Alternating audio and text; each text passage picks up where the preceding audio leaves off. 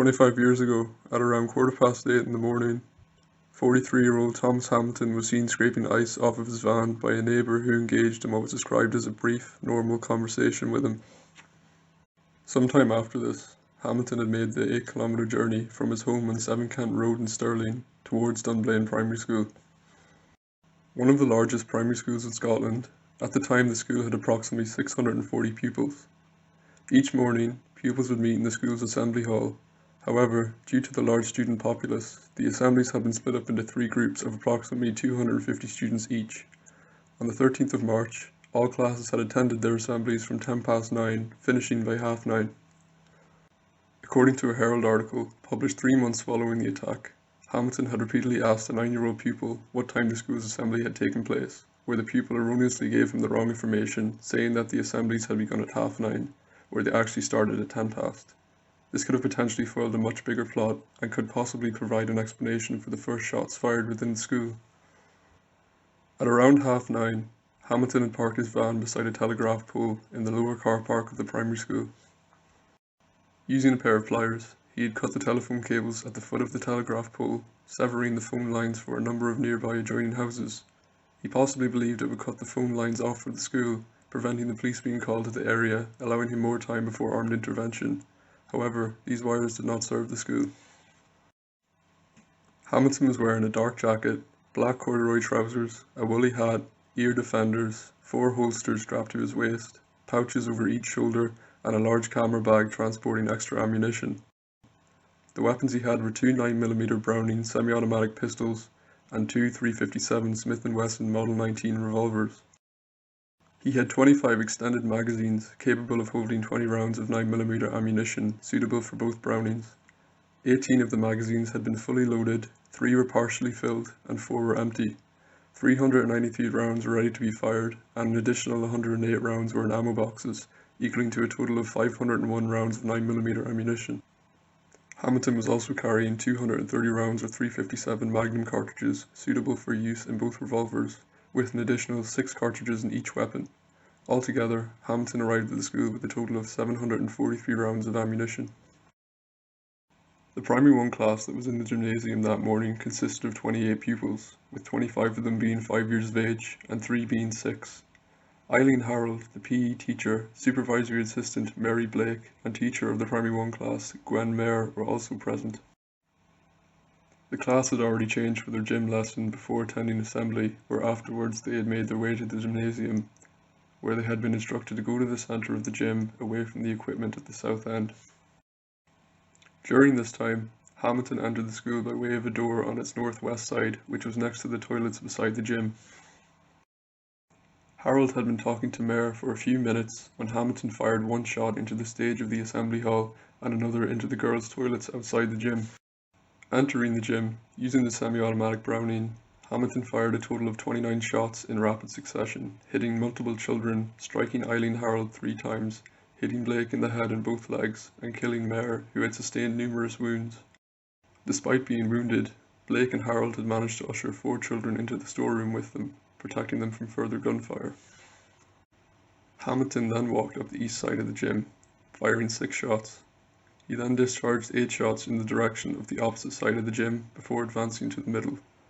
Walking in a semicircle, he systematically fired 16 shots at a group of children who had been previously wounded at point-blank range. A child from a primary 7 class who had been sent on an errand by his teacher, walking along a corridor at the west side of the gym, had heard loud banging and screaming. Looking in, Hamilton had spotted him and then shot in his direction, shattering a window and striking him with flying glass. Hamilton then advanced to the south side of the gym, firing 24 rounds in various directions, before opening the fire escape door and discharging a further 4 shots towards the library cloakroom, striking member of staff Grace Tweedle. Teacher Catherine Gordon and her primary 7 class, who were in a mobile classroom closest to the fire escape door, had seen and heard Hamilton shooting, where she immediately instructed her class to get down on the floor, where 9 shots then struck her classroom, luckily hitting no one. Hamilton then re-entered the gym, where he dropped his pistol and drew one of his .357 revolvers. He then placed the barrel in his mouth and, pointing upwards, shot himself. The shooting had lasted approximately 3 to 4 minutes, where 106 rounds had been fired and 17 people lay dead in the gymnasium, Among those killed were Victoria Elizabeth Clydesdale, Emma Elizabeth Crozier, Melissa Helen Curry, Charlotte Louise Dunn, Kevin Allen Hassel, Ross William Irving, David Charles Kerr, Gwen Hodson Omer, Brett McKinnon, Abigail Joanne McLeanan, Emily Morton, Sophie Jane Lockwood North, John Petrie, Joanna Caroline Ross, Hannah Louise Scott, Megan Turner, and the class teacher Gwen Mayer. One further victim, Mary Isabel McBeath, would be pronounced dead on arrival at Stirling Royal Infirmary at 10:30. The headmaster of Dunblane Primary School, Ron Taylor, left an emergency 999 call before running along the corridor to the gym. After a student teacher had told Taylor that he had seen Hamilton shooting himself, Taylor had entered the gym, describing what he had witnessed as a scene of unimaginable carnage, one's worst nightmare. He saw a group of children on the right-hand side of the gym who were crying and obviously less injured than the others. He asked the student teacher to take them out of the gym and give them comfort. After staff evacuated the survivors from the gym and ambulances were called, Taylor and the school's janitor, John Curry, had noticed Hamilton still gripping his revolver lying at the south end of the gym, seemingly moving. He noticed a gun on the floor beside him and told Mr. Curry to kick it away, while they also took the revolver from his hand. The first ambulance arrived at the school at 9:57, and by 11:10 all injured victims had arrived at the Stirling Royal Infirmary. Among the injured included Amy Lauren Adam, Cole Austin, Matthew Alexander Burney, Mary Blake, Scott Elliott Crichton, Eileen Mary Harold, Stephen James Hopper, Robbie Hurst, Amy Louise Hutchinson, Ryan Thomas Liddell, Mark James Mullen, Andrew O'Donnell, Victoria Elizabeth Porteous, Robert Raymond Purves, Grace Tweedle, Ben Valance, and Stuart Campbell Weir. Following the shooting, a University of London psychologist in the Institute of Psychiatry, Dr. Glenn Wilson, has stated that a possible motive for Hamilton's rampage was that he had delusions of persecution. Despite people being very suspicious of his character, often labelling him as creepy, Dr. Wilson believes that he had probably exaggerated this in his mind so that he had built up a hostile revenge scenario, with the children being a major feature of it.